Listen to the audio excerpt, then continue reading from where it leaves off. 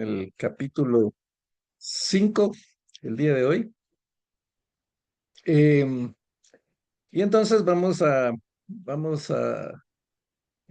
tocar el tema de otra tormenta. ¿Se recuerdan ustedes que la semana pasada vimos cómo Jesús con una sola palabra calmó una tormenta en medio del mar, o del mar de Galilea? Eh, y pues obviamente es algo que solo él pudo haber hecho. El que creó el mundo, el que creó el universo, el que creó las fuerzas de la naturaleza, es el único que tiene la capacidad de controlarlas. Mm. Y las creó con una palabra. Él dijo, hágase la luz y eh, pues todo lo que creó en los 6 días fue por medio de su palabra. Entonces él por medio de su palabra pues también es capaz de poder controlar y parar cualquier tipo de fuerza de la naturaleza.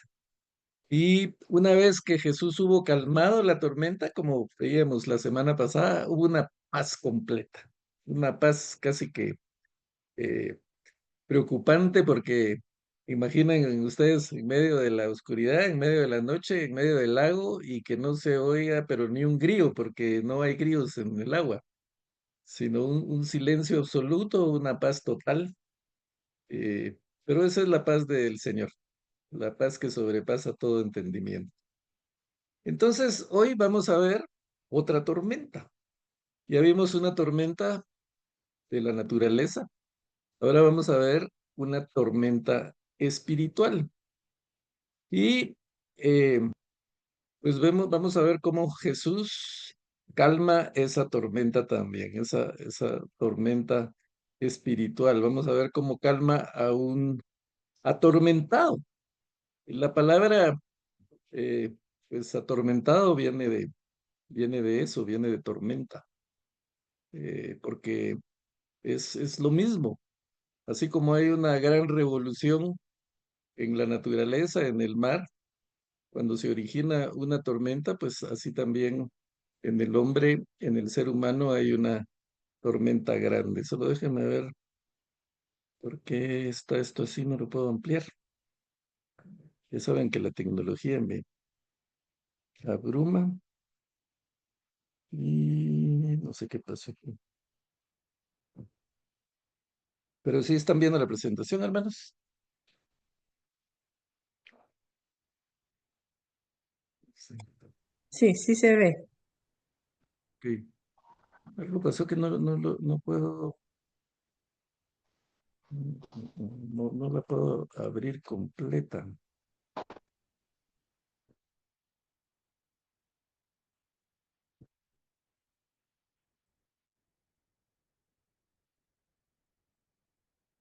Y ahora me salió peor la cosa.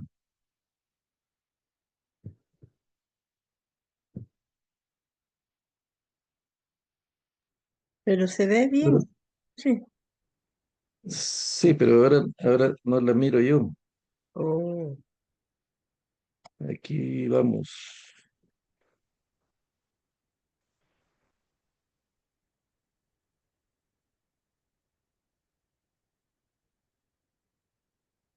Ay, perdón, hermanos, pero ahorita le busco esto. Bueno, en lo que lo busco, pues vamos a continuar. Si ustedes están viendo la presentación, está bien. Lo que no sé es cómo voy a cambiar aquí, cómo la voy a ver, pero bueno. Vimos entonces la semana pasada, como ya mencionamos, a Jesús calmando la tormenta. Ahora llegan al otro lado, con Jesús con sus discípulos, llegan a la otra orilla. Jesús, como ya dijimos, incansable, no para, está todo el tiempo trabajando, decide navegar de noche para pasar al otro lado, y seguramente pues cuando llegó a la otra orilla todavía estaba oscuro, no, no, eh, no había amanecido, no había salido la luz. La Biblia no lo especifica, pero pues la forma en cómo va el relato y lo que había pasado eh, en el mar, se asume que pues llegan todavía en un momento oscuro.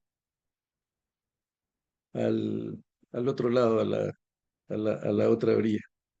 Y se van a encontrar pues con algo realmente sorprendente y desconcertante para todo el mundo, incluyendo a los discípulos.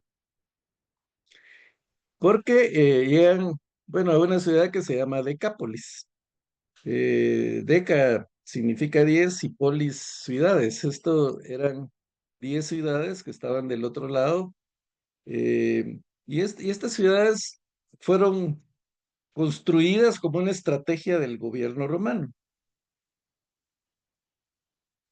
Porque ustedes saben, pues Roma tenía invadido a, a Palestina. Los judíos estaban bajo el yugo romano y los judíos no estaban para nada contentos con que el gobierno romano los hubiera eh, conquistados, oprimidos, como quiera llamarse. Pero aparte del imperio romano, que era un imperio muy grande, había otro imperio que era el imperio persa. Y curiosamente estaba a la par. Entonces, había una preocupación en los romanos de que los judíos le fueran a pedir ayuda al imperio persa para liberarse del yugo romano. Entonces, para evitar eso, construyen una franja de 10 ciudades separando a los judíos de los persas. Y esas ciudades las habitan de extranjeros, de gentiles. Y esa era Decápolis, era una ciudad de gentiles. Entonces, como era una ciudad de gentiles, pues obviamente no tenían todas las costumbres de los judíos. Los judíos no les gustaba ir ahí porque pues judíos y gentiles no se llevaban. Para los judíos, los gentiles eran eh, pues los impíos, ¿verdad? Los eh, pecaminosos, y su legalismo religioso no les permitía juntarse mucho con ellos porque por temor a contaminarse. Entonces, pero Jesús va ahí también a hacer su ministerio. Y otra característica de estos gentiles es que criaban cerdos, algo que los judíos no hacían. Para los judíos los cerdos eran animales inmundos y por ley, por la ley de Moisés, no los comía.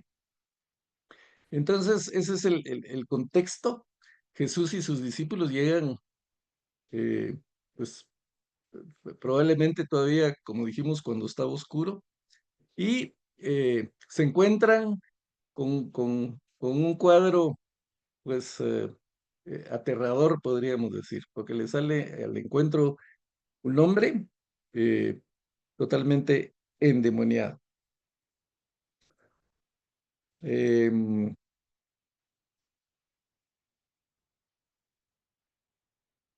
Ahí está, ya logré ver la presentación. Me imagino que ustedes también la pueden ver. Bueno, entonces este personaje, que lo conocemos como el endemoniado Gadareno, y vamos a cubrir los pasajes de Marcos del capítulo 5, los pasajes del 1 al 20. Así que por favor, voy a pedir que alguien me ayude leyendo los primeros versículos, si los pueden ver aquí en pantalla o en su Biblia, del 1 al 5.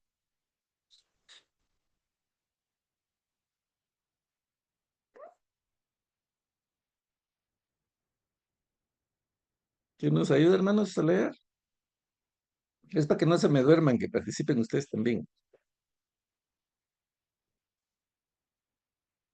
Yo lo puedo leer. Gracias, Gise.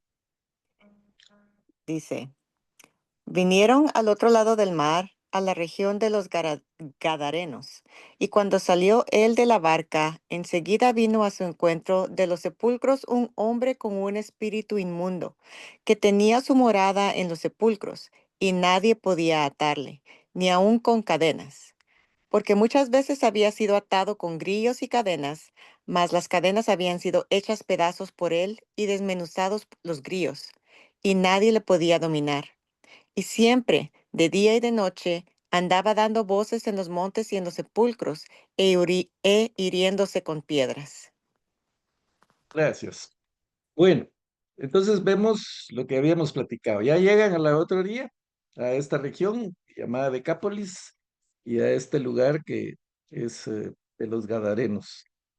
Y cuando salen de la barca, dice que enseguida vino a su encuentro de los sepulcros, o sea, aparentemente llegan a una especie de cementerio, ahí desembarcan y de entre los sepulcros le sale un hombre con un espíritu inmundo, que vivía ahí, tenía su morada en los sepulcros y nadie podía atarle ni aun con cadenas, o sea, tenía una fuerza descomunal este hombre, no lo podían sujetar. Seguramente habían tratado de sujetarlo, de encadenarlo. Como dice aquí, muchas veces había sido atado con grillos y cadenas, mas las cadenas habían sido hecho pedazos por él y desmenuzados los grillos. Los grillos son esas como pulseras que se ponen para amarrar ahí las cadenas. Entonces él le había roto los grillos, esas pulseras que tenía en las muñecas. Entonces, imagínense ustedes, para romper eso, pues por un lado se necesita mucha fuerza, pero por otro lado seguramente se hirió las muñecas, las manos, se cortó, eh, eh, tuvo que haber sido, se pudo haber causado un daño considerable. Pero el punto es que nadie lo podía dominar y el hombre andaba de día y de noche, probablemente ni siquiera dormía o dormía por horas, por partes, y andaba dando gritos en los montes y en los sepulcros e hiriéndose con piedras encima de las heridas que él se pudo haber hecho al romper los grillos, pues él se golpeaba con piedras. Entonces nos podemos imaginar un poco su aspecto. Era un hombre pues ensangrentado probablemente, desfigurado probablemente por el daño que se hacía, totalmente descontrolado. Una apariencia que solo de verlo daba miedo. Los pasajes paralelos que relatan la historia están aquí, Mateo 8, 28 a 34 y Lucas 8, 26 al 39. Pero el relato más amplio es el de Marcos. Eh, le- pero los otros escritores agregan algunos aspectos. Lucas dice que el hombre estaba totalmente desnudo. Entonces imagínense, un hombre enloquecido, desfigurado, desnudo, dando gritos, pues es para atemorizar a cualquiera. Me imagino, eh, pues, la, la, la, el asombro, el susto de los discípulos. No tenemos cómo se reaccionaron ellos en los relatos y encima se les deja ir encima, porque va, dice, hacia Jesús. No, no va hacia Jesús en una actitud de agresión,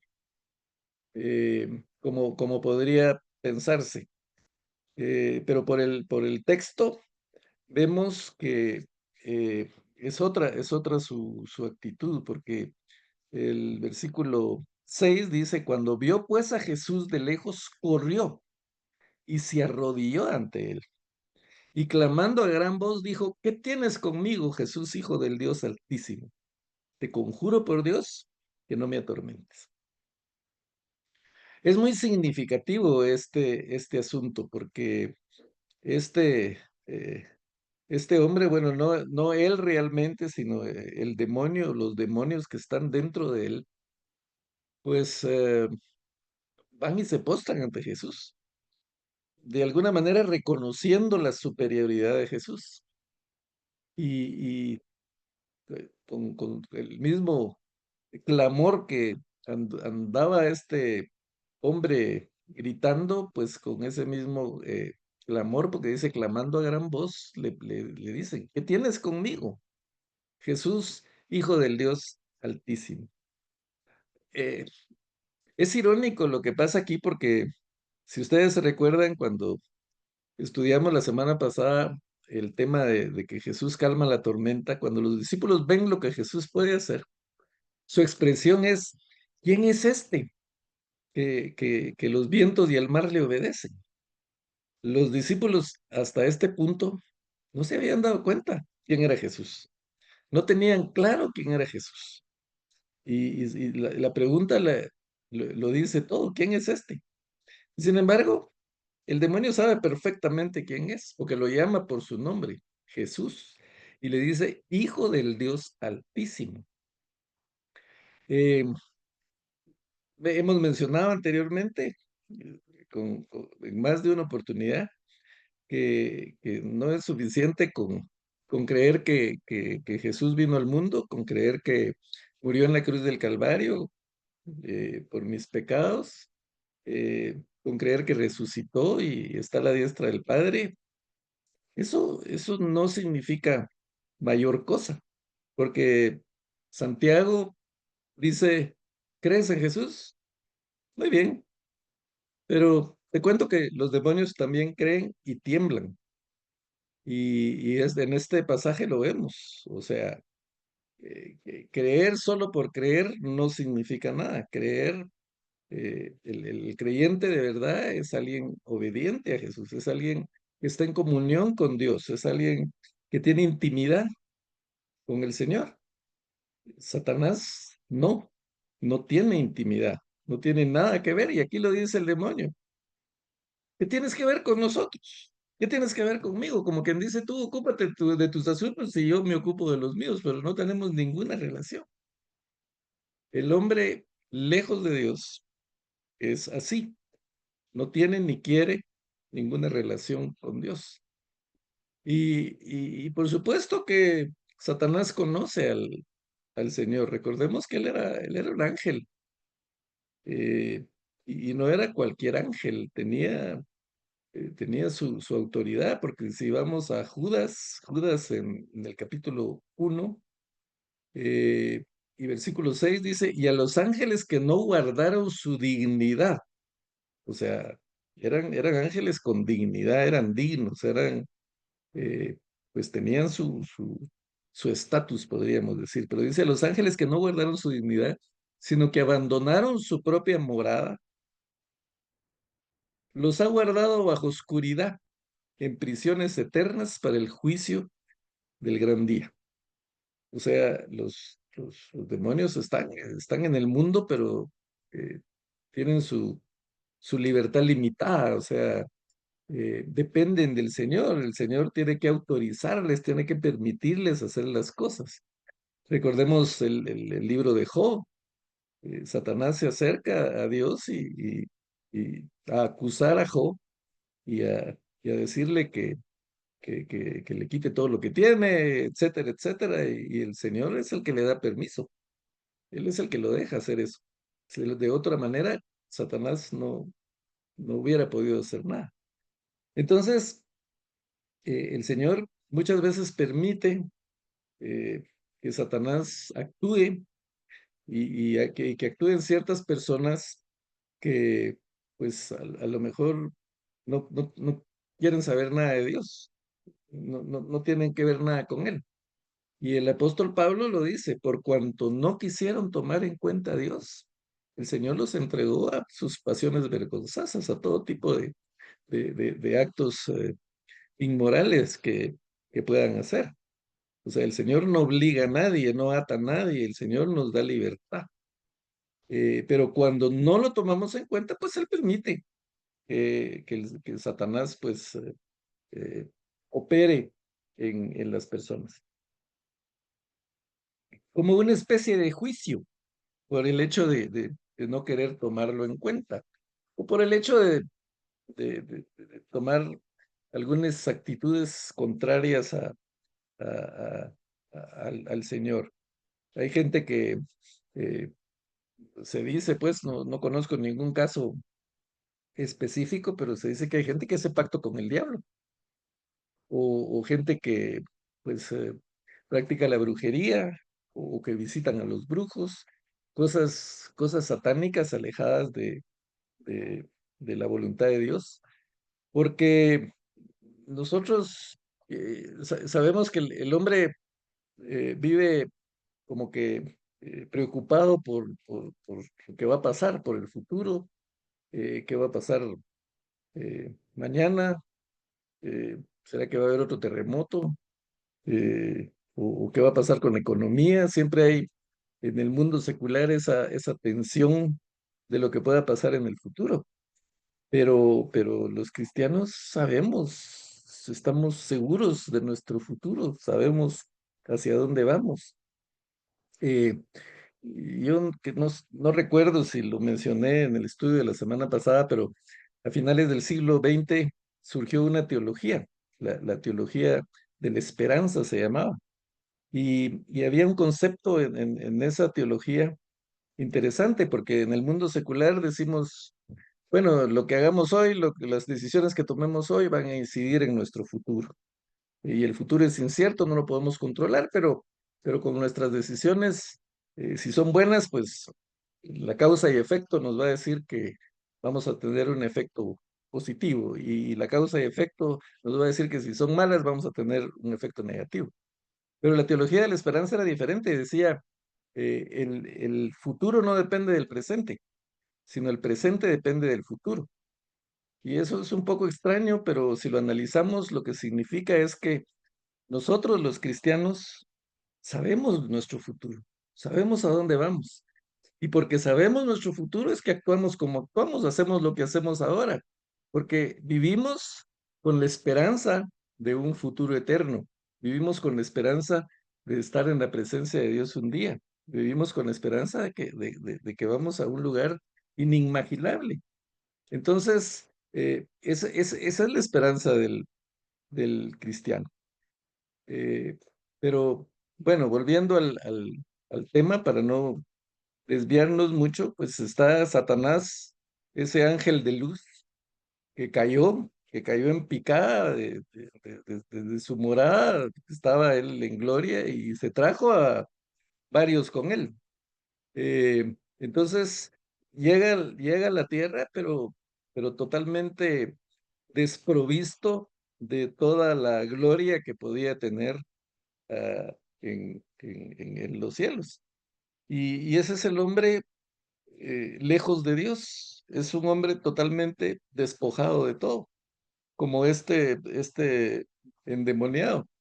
Se le dice que tiene un espíritu inmundo porque pues lo vemos que no, que está esclavizado por Satanás. Lo vemos que no tiene eh, paz en su corazón, vive totalmente atormentado todo el tiempo. Sabemos que no tiene pudor ni dignidad, anda desnudo, no tiene vergüenza. Y es a donde puede llegar un hombre lejos del Señor, mis hermanos. O sea, no es eh, cosa sencilla alejarse del Señor, porque caemos en picada como cayó Satanás. Pero la bendición que tenemos los hijos de Dios es que Satanás no puede con nosotros. Los demonios no pueden morar en nosotros. Si alguna vez le ha preocupado a alguien de aquí que un demonio se le meta, eso no puede ser. Eso no puede ser porque el Señor es superior, el Señor es el que permite la posición demoníaca y también el que libera. Como en este caso. Él es el que puede liberarnos de todo tipo de maldad. Ahora, el que el Señor libere a alguien de un espíritu inmundo no significa que esa persona ya es salva, porque también dice la Biblia que cuando sale un espíritu inmundo y, y anda por ahí y regresa y ve que la casa está limpia y vacía, pues llama a otros 7 igual peores que él y vuelven a habitar en la persona que había sido liberada, porque pues que el Señor haga la obra en uno y que uno no siga desobedeciendo, siga haciendo las cosas mal, pues no sirve de nada. Si entregamos nuestro corazón al Señor, pero nuestra vida no cambia, seguimos con los mismos hábitos, con los mismos pecados, con pues, las mismas malas costumbres del pasado, pues realmente eso no tiene ningún efecto. Pues ahí están los demonios pidiendo, rogándole al Señor que no los atormente, ¿Por qué? Porque ellos saben, como leímos en el pasaje de Judas, ellos saben que van al tormento eterno, pero no quieren ir antes de tiempo. Entonces, por eso es esa solicitud. Porque dice, Jesús le decía, sal de ese hombre, espíritu inmundo. Y le pregunta, ¿cómo te llamas? Y respondió diciendo, Legión me llamo porque somos muchos. Y le rogaba mucho que no los enviase fuera de aquella región. O sea, vemos, no quieren ir al abismo donde van a ir un día. Quieren seguir en el mundo y en este caso, pues, querían seguir en aquella región. Y Jesús, en este único caso, pregunta, ¿cómo te llamas? Porque hay quienes han interpretado que para liberar un demonio, pues hay que preguntarle primero su nombre, identificarlo, eh, pero no vemos ningún otro caso en donde Jesús haga esto. Incluso los discípulos echaron fuera demonios también y tampoco estuvieron preguntando a los demonios cómo se llamaban.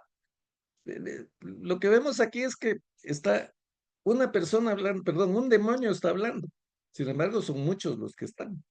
Entonces, probablemente está tratando de ocultar a los demás o uno es el portavoz de los demás. Entonces, pueden haber muchas razones por las que el Señor le pregunta o quiere que se revele, porque pues obviamente el Señor en su omnisciencia sabía perfectamente qué era lo que estaba pasando, pero quiere que este demonio se pues como que se eh, revele. Y entonces dice, Legión me llamo, porque somos muchos, y le rogaba mucho que los enviase fuera de aquella región. No sabemos cuántos demonios eran. Eh, Vemos adelante en el pasaje que habían 2000 cerdos y entonces que los demonios entran en esos cerdos y se despeñan y entonces algunos piensan, es que eran 2000 demonios. Pero eso es especular. También el demonio dice, me llamo Legión, y una legión romana en aquella época tenía alrededor de 6000 soldados.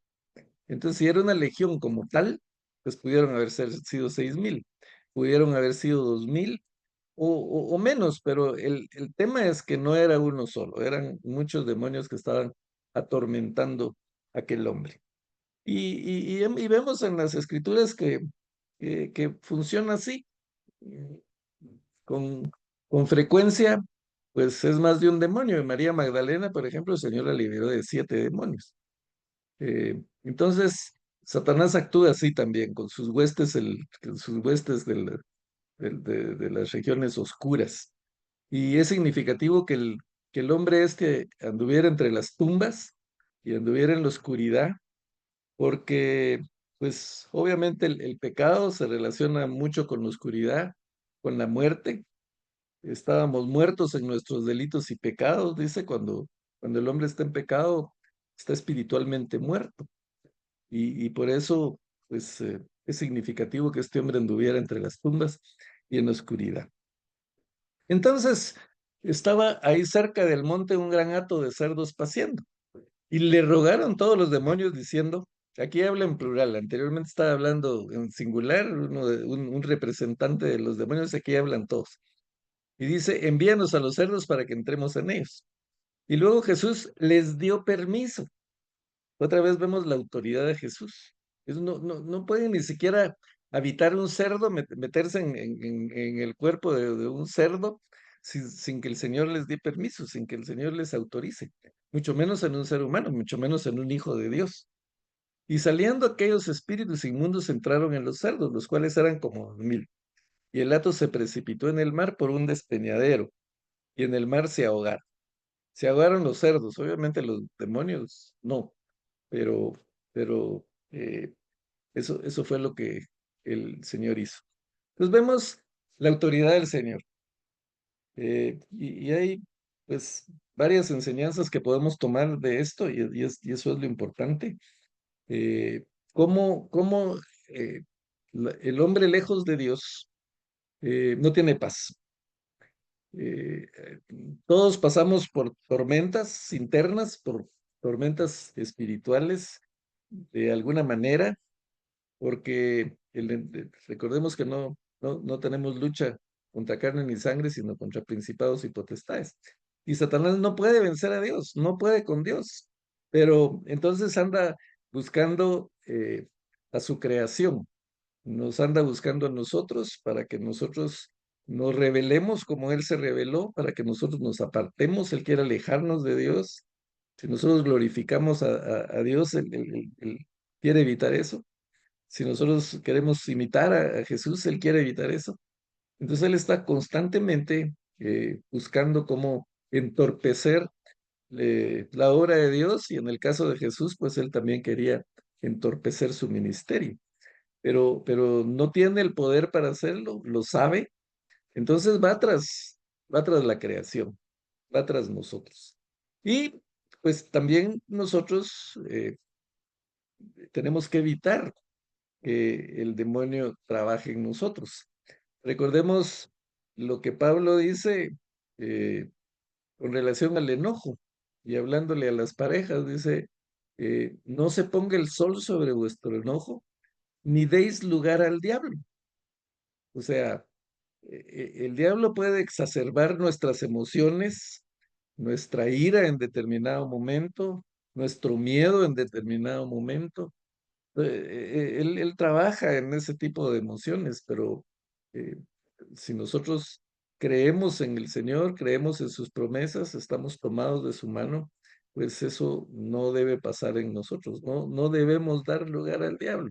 Tenemos que evitar que Él trabaje en nosotros, porque está ahí constantemente queriendo hacernos retroceder, acusándonos, queriendo eh, decepcionarnos, frustrarnos cuando queremos servir al Señor.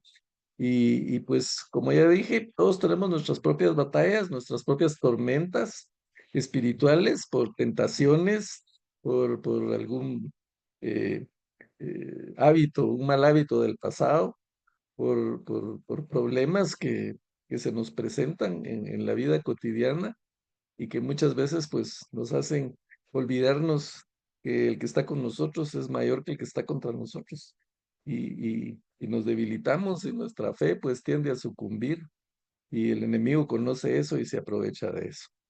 Pero otra enseñanza que sacamos de esto es que, hermanos, hay mucha gente que está lejos de Dios y debe movernos a compasión, porque es gente atormentada, es gente que no tiene paz, es gente que va directamente al abismo, que probablemente hasta se hacen daño ellos mismos. Sabemos que hay religiones que promueven que la gente se autoflagele, pero eso no es la voluntad de Dios. Alguien en paz con Dios, alguien en armonía con Dios, es alguien feliz, pleno y bendecido, que no tiene necesidad de nada de eso. Este hombre se autodestruía, se quería autodestruir. Yo no sé si se quería quitar la vida cuando se golpeaba con piedras, pero un hombre lejos de Dios va hacia la autodestrucción. eh, y eso nos debe mover a compasión, y por eso debemos predicar el Evangelio, porque nosotros podemos ayudar a esa gente a salir de su estado pecaminoso. Podemos ayudarlos. Nosotros no los vamos a liberar de su estado pecaminoso, pero Dios puede hacerlo si ellos se acercan al Señor, si ellos buscan al Señor, si ellos quieren hacer la voluntad de Dios y dejar que el Señor entre en sus corazones. Hablábamos en los estudios pasados de que nuestra responsabilidad es tirar la semilla, ¿no? Nuestra responsabilidad no es cómo van a reaccionar los demás, si van a aceptar esa semilla del Evangelio o no. Eh, Tampoco nuestra responsabilidad es que esa semilla crezca, eso dejémoselo al Señor, pero sí tenemos la responsabilidad de tener misericordia de esa gente, de tener compasión de los que estamos viendo que se están destruyendo con sus hábitos, con sus vicios, con sus pecados, y poder compartirles el Evangelio. Ah, el versículo 15 dice, ya eh, Jesús libera a este hombre, entonces vienen los de la ciudad a Jesús y ven al que había sido atormentado del demonio y que había tenido la legión sentado, vestido y en su juicio cabal. Imagínense cuánto tiempo tenía ese hombre de estar ahí, cuánto tiempo había pasado endemoniado, no sabemos, pudieron haber sido años. Todo el mundo lo conocía, porque pues necesariamente tenían que haberlo visto. Y ver a un hombre desnudo, sangrando, golpeado y dando de gritos, pues no puede pasar desapercibido. Y el que no lo había visto, pues por lo menos había oído de él, pero el hombre vivía en esa región, vivía en Decápolis, tenían que conocerlo. Y lo miraban descontrolado, enloquecido, gritando, atormentado, desnudo. Y ahora lo ven sentadito, muy tranquilo, en su sano juicio, vestido en su juicio cabal, probablemente hablando normalmente y ya no gritando. ¿Y qué pasa? Les da miedo. Primero tenían miedo de pasar por ahí porque estaba según ellos, loco, ¿ah? Que gritaba y que hacía cosas raras. Ahora lo ven normal, lo ven tranquilo, y en lugar de como que de sorprenderse positivamente, tuvieron miedo. ¿Y miedo de qué? Pues miedo de Jesús. ¿Por qué? Tienen miedo del hombre que liberó a este endemoniado. Pero, hermanos, mucha gente no sigue a Dios, no viene a Jesús por miedo. Hay quienes tienen la idea de un Dios implacable, de un Dios justiciero, vengador, de un Cristo que viene con una espada saliéndole de la boca para ajusticiar a todos, y entonces, pues eso les da temor, pero eso es una versión equivocada. O sea, tenemos a un Dios que nos ama, que de tal manera nos ha amado que envió a su Hijo unigénito para dar su vida por nosotros, que murió en la cruz del Calvario por nosotros. No tiene que ser alguien que infunda miedo, pero curiosamente hay gente que siente miedo de Dios, y muchas veces los cristianos mismos sentimos miedo. Y es diferente el miedo del temor. La Biblia dice que el temor de Jehová es el principio de la sabiduría y el conocimiento del Santísimo es la inteligencia, pero es un temor reverente, temor de hacer lo que a él no le gusta, temor de ofenderlo, pero no miedo. Un cristiano no puede tener miedo. El perfecto amor echa fuera el temor, echa fuera el miedo. Pero esta gente tiene miedo del que liberó al que causaba miedo. Y entonces, los que no vieron, pues otros les contaron los que lo habían visto, pues les contaron a los demás cómo había sido ese milagro, cómo el que había tenido el demonio había sido liberado y cómo, pues, los demonios habían salido para los cerdos. Entonces dice, y comenzaron a rogarle que se fuera de sus contornos. Miren lo irónico del asunto. Aquel que tenía la autoridad para liberar demonios, aquel que había hecho esa misericordia con este hombre, porque fue un acto de misericordia, ahora es rechazado. Lo echan de ahí prácticamente a rogarle que se fuera de sus contornos. Eso implica que le dijeron, Por favor, vete, pero vete, pero ya, no te queremos aquí". O sea, fue un rechazo total para Jesús por haber hecho eso. Eh, entonces, pues hay gente así que rechaza a Jesús, que sabe eh, del poder del Señor, pero tiende a rechazarlo. Ah, el versículo 18 dice, bueno, Jesús no tiene problema en irse. No lo quieren, pues no se va a quedar a la fuerza. Él no obliga a nadie, él no eh, se mete a la fuerza en ningún lugar, ni dentro de nadie. Entonces va, y al entrar en la barca, el que había estado endemoniado, dice, le rogaba que le dejase estar con él. Mas Jesús no se lo permitió, sino que le dijo, vete a tu casa, a los tuyos, y cuéntales cuán grandes cosas el Señor ha hecho contigo, y cómo ha tenido misericordia de ti. Y se fue y comenzó a publicar en Decápolis cuán grandes cosas había hecho Jesús con él, y todos los que se maravillaban. Entonces, vemos aquí varios aspectos. Vemos la reacción de unos, la reacción de otros. Vemos el pensamiento un poco del mundo. La, la gente lejos de Dios quiere explicar todo de forma científica, hablar a eh, eh, una persona no creyente de posesión demoníaca y no, eso es una enfermedad, para eso está la ciencia que se encargue de eso, pues hacer algún tipo de enfermedad mental y pues para eso hay tratamientos, hay medicina. Difícilmente van a aceptar la obra del enemigo porque el mismo enemigo los tiene engañados. Entonces, para el mundo, eh, lejos de Dios, pues todo es tema de causa y efecto, como hablamos anteriormente.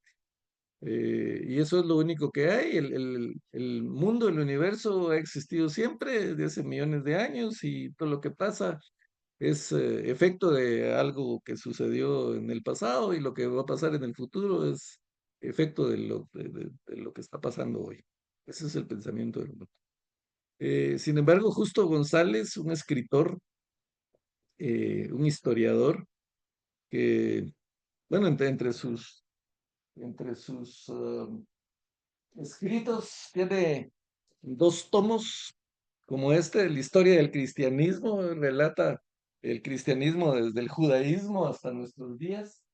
Ah, es un escritor prolífero. Él dice, ah, la Alemania, hablando de la Segunda Guerra Mundial, la Alemania cumbre de la civilización europea, la nación que eh, se enorgullecía de sus universidades y sus valores intelectuales.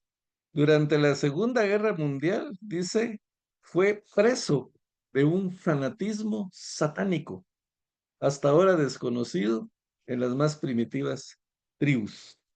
O sea, el hombre lejos de Dios, así sea un intelectual, así sea un científico, así sea alguien de alto rango, eh, pues vemos que es arrastrado por un mundo caído, un mundo de pecado, el orgullo alemán, toda la superioridad que sentía el gobierno alemán, lo vemos pues en su peor expresión en la Segunda Guerra Mundial, donde cayeron en la mayor maldad que puede haber, es genocidio total contra los judíos, odio descontrolado contra los judíos, porque justamente la perfección nunca va a llegar por medio de la ciencia.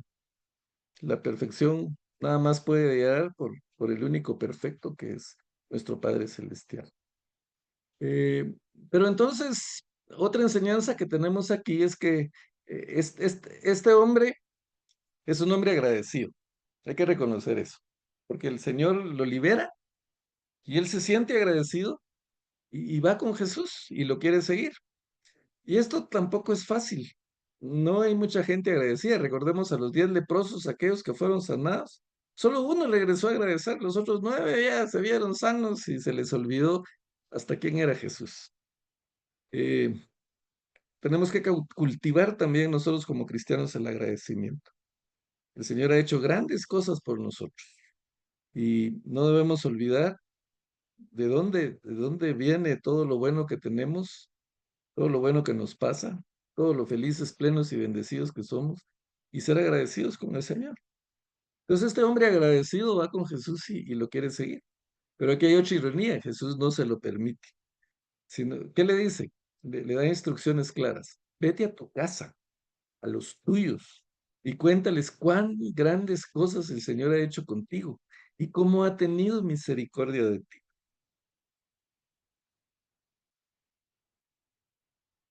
A Jesús lo rechazaron, lo echaron de la ciudad. No querían saber nada con él. ¿Por qué? Por miedo probablemente, pero también por ambición. O sea, les dolió perder 2000 cerdos. ¿Cuánto dinero costaban esos cerdos? No sabemos, pero tuvo que haber sido valioso. Entonces, para mucha gente el dinero es más importante que tener al Señor con ellos.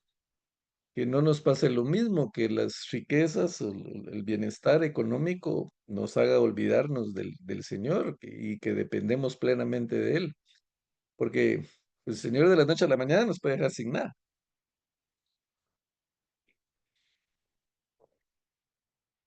Entonces, hay que tener cuidado con la ambición. El tener posesiones no es malo. El problema es el amor a las posesiones, es el poner a las posesiones por encima del Señor, porque eso es idolatría. Entonces, esto les importó más lo que habían perdido y el tener a Jesús entre ellos, y lo rechaza. Entonces, Jesús, como dijimos, se va, pero no deja de sentir misericordia por aquella gente. No quiere que el evangelio, el reino, no penetre en Decápolis. Y entonces, por eso es que no le permite al endemoniado seguirlo, porque va a ser más útil como testigo de lo que él hizo en esa región. Él se va, pero deja un testigo, deja un representante y le da instrucciones claras. Vete a tu casa, a los tuyos. ¿Por qué? Porque ahí lo conocían. Sus parientes, que probablemente tenía y lo habían echado de la casa a ver si había ido desde hace mucho tiempo, conocían perfectamente su condición. Entonces, el verlo totalmente transformado, eso era algo impresionante para ellos. Y toda la gente del pueblo, de la ciudad, de las 10 ciudades que lo conocían y que lo habían visto, de pronto lo van a ver en su sano juicio, muy, muy, muy cuerdo, bien vestido, a lo mejor hasta elegante, tranquilo, con paz en su corazón. Y entonces van a decir, ¿y este qué le pasó? Los que no saben, les va a dar curiosidad y a lo mejor le van a preguntar o van a preguntar a los otros. Y entonces él tiene la oportunidad de contarles cuán grandes cosas el Señor había hecho con él y cómo ha tenido misericordia. Porque lo que el Señor hizo fue un acto de misericordia con él. Lo que el Señor ha hecho con nosotros, al limpiarnos de nuestros pecados, al rescatarnos de la maldad, del mal, de estar muertos en nuestros delitos y pecados, es un acto de misericordia. Pero lo que Él quiere, las instrucciones que Él nos da es que contemos eso. Este era un endemoniado, con un montón de demonios adentro. No era judío. Entonces no conocía la ley, no conocía la Torá, no conocía los mandamientos, no sabía nada de, de las escrituras. Pero va a contar lo que el Señor hizo con él. Y dice, y se fue y comenzó a publicar en Decápolis cuán grandes cosas había hecho Jesús con él, y todos se maravillaban. Entonces, hermanos, no necesitamos ser teólogos ni expertos en la Biblia, simplemente con contar lo que el Señor ha hecho con nosotros y la misericordia que Él ha tenido con nosotros y las grandes cosas que Él hace en nuestra vida, vamos a maravillar a la gente y vamos a eh, traer a muchas almas a Jesús y vamos a lograr que esas personas tengan paz en su corazón, que dejen su tormenta o que dejen de estar atormentados. Y eso es lo que el Señor quiere de nosotros. Esas instrucciones para el demoniado son instrucciones para nosotros. Y el hecho de que Él haya usado personas como Él, porque aquí lo convirtió en un misionero, de haber sido un endemoniado a misionero, lo mismo que hizo con la mujer samaritana, de ser una mujer rechazada por la sociedad, aislada, sola, la manda a hacer misiones, a predicar en Samaria y muchos creyeron por el testimonio de la mujer y seguramente muchos creyeron en Decápolis por el testimonio de ese hombre. Y lo vamos a ver la semana entrante, porque por este tipo de cosas cada vez venían más personas a Jesús, cada vez tenían más seguidores, cada vez más personas querían estar cerca de él. Entonces, pues otra vez, el trabajo es nuestro, la misión es nuestra, hablar del Señor, contarle las grandes cosas que el Señor ha hecho contigo, y ser agradecidos con el Señor y cómo el Señor ha tenido misericordia de nosotros. Yo les comenté que en casa, pues establecimos la costumbre de tener una noche de oración con los hijos. Ustedes saben que cuando los hijos crecen, cuando son adultos, ya es complicado reunirlos. Cada quien tiene sus actividades, sus compromisos, sus familias cuando ya se casan. Tenerlos a todos juntos solo se logra tal vez en Navidad, en algún cumpleaños o en algún entierro, ¿verdad? Pero de lo contrario, pues cuesta. Entonces nosotros decidimos que nos íbamos a reunir para orar y nos reunimos por Zoom, por este mismo sistema, los domingos a las 8 de la noche. Y entonces, lo primero es que cada uno de nosotros, pues, da su agradecimiento. Dice por qué está agradecido con el Señor de lo que el Señor ha hecho en la semana. Es una bonita disciplina, porque eso lo hace pensar en uno. Bueno, realmente lo que me pasó no fue casualidad, sí fue la mano del Señor obrando en mí. Y entonces nos hace reflexionar y agradecer, nos obliga a agradecer lo que el Señor ha hecho por nosotros, porque muchas veces lo damos por sentado y se nos pasa por alto. Después del agradecimiento vienen nuestras peticiones de oración y planteamos las necesidades, oramos unos por otros. Y hermanos, ha sido una gran bendición, de verdad. Yo no se los cuento como para demostrar santidad en mi familia, porque todo lo contrario, todos somos pecadores en recuperación. Pero se los cuento como testimonio porque la oración tiene mucho poder. Hemos visto milagros grandes. Ahora mismo se está eh, pues llevando a cabo un milagro en la vida de mi esposa. Ella, pues, dos dictámenes médicos diferentes le recomendaron una operación por un problema que tiene con sus pies. Y entonces, pues ella estaba ya eh, con esa preocupación de la operación, no tanto por el sufrimiento que eso le puede causar, que obviamente que cualquier operación y de los dos pies, pues implica mucho dolor, tiempo de recuperación, aparte del costo de la cirugía de cada pie anda alrededor de 15,000 quetzales y tenía que operarse los dos pies. Entonces en este grupo de oración empezamos a pedirle al Señor que no fuera necesaria. En este grupo de oración pedimos clamamos ahí al Señor que quisiera un milagro y que no fuera necesario. Les testifico que la última vez que fue al médico, ya en el lugar donde la iban a operar, porque pues tenía que hacer cita ahí, le tenían que sacar placas y programarme la operación. Le dice el doctor, mire, eh, vamos a probar 3 meses un tratamiento. Y si este tratamiento funciona, que más bien es una terapia que ella tiene que hacer, una terapia difícil, pero que requiere mucha disciplina, pero el doctor le dice, si la terapia funciona, no lo operamos. Habían dos diagnósticos diferentes de diferentes médicos que definitivamente recomendaban operación. No había otro remedio. ¿Casualidad? ¿Los dos médicos anteriores estaban equivocados? ¿O misericordia del Señor? Yo no sé qué piensan ustedes, pero para nosotros es más que evidente que el Señor está obrando en mi esposa y no tenemos duda de que el tratamiento va a funcionar, no tenemos duda de que se va a sanar con eso y pues eso va a ser un motivo más para contar a todos, a ustedes primero, cuán grandes cosas el Señor hace con nosotros y cuán grandes cosas el Señor puede hacer con cada uno de los aquí presentes, porque Él es un Dios misericordioso, Él es un Dios bueno, Él es un Dios que cumple sus promesas, un Dios que dice, clama a mí y yo te responderé. Amén. Así que eh, tenemos esa bendición, tenemos esas promesas, hermanos, y tenemos ya el tiempo completo, así que lo dejamos hoy por aquí. Y pues, como de costumbre, si alguien tiene algo que agregar, algo que preguntar o alguna queja, tenemos el tiempo aquí para expresarlo.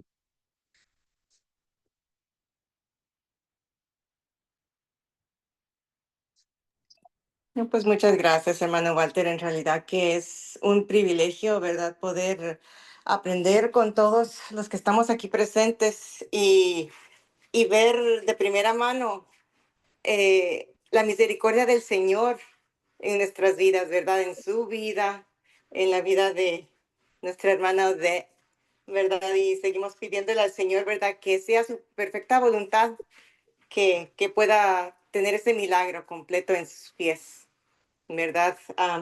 Y vamos a seguir orando por ella, ¿verdad? Y muchas gracias por esta lección tan linda bíblica de la misericordia del Señor, aun cuando no la merecemos. Gracias, hermano.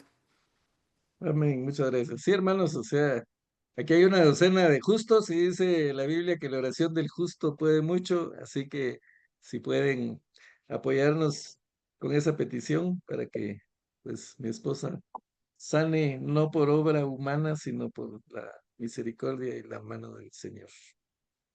Así que les dejo esa petición. Amén, Bueno, hermanos. Buen testimonio, hermano. Me alegro por la vida de hermana Odette y seguiremos orando, hermano. Para Dios no hay nada imposible. Eso mismo estoy pasando yo con mi hija, pero yo sé que Dios tiene la última palabra, hermano. Y seguiremos orando y linda enseñanza también, hermano. Me gocé en esa enseñanza. Bendiciones y Dios lo siga usando, hermano. Que tenga una buena noche. Y a gracias, hermana todos Maya. así, bendiciones. Gracias. Bueno, no sé si la hermana Silvia quería decir algo, que vi que abrió su micrófono. Solamente agradecer, hermano, siempre muy edificante la clase. Que Dios lo bendiga. Lamentablemente, la semana pasada estuve de viaje, no me pude conectar, pero estoy muy bendecida y agradecida, hermano. Gracias. Dios lo bendiga y por fe vamos a declarar ese milagro en la vida de su esposa en el nombre de Jesús, hermano. Gracias, hermana Silvia. Recuerden que compartimos las grabaciones porque sabemos que pues no se pueden conectar todo el tiempo. De hecho, creo que, bueno, ya les platicaré si la semana entrante hacemos 2 clases o algo, porque voy a tener que hacer un viaje y hay otra clase que no se va a poder dar, entonces de repente la reponemos antes de tiempo. Así que los dejo descansar, que el Señor los bendiga y si el Señor lo permite, pues nos vemos la próxima semana. Feliz noche a Amén. todos. Feliz noche a todos. Bye. Bendiciones. Descansen. Feliz noche. Feliz noche. Feliz noche, Pati. Noche, linda. Mucho. Noche, Feliz Nori. noche, mami. Feliz noche, Adiós. feliz noche, hermanitos a Noche. todos, Feliz feliz noche noche. a todos. Adiós. Sí, Noche, Nori. sí, feliz Gusto ver, noche. hermana Rosenda. Feliz Feliz noche. noche, hermano Walter. Mucho gusto. Hubo linda la clase. Sí, Gracias. Preciosa. Sí, amén, sí. Gracias. Feliz noche. estaremos siempre.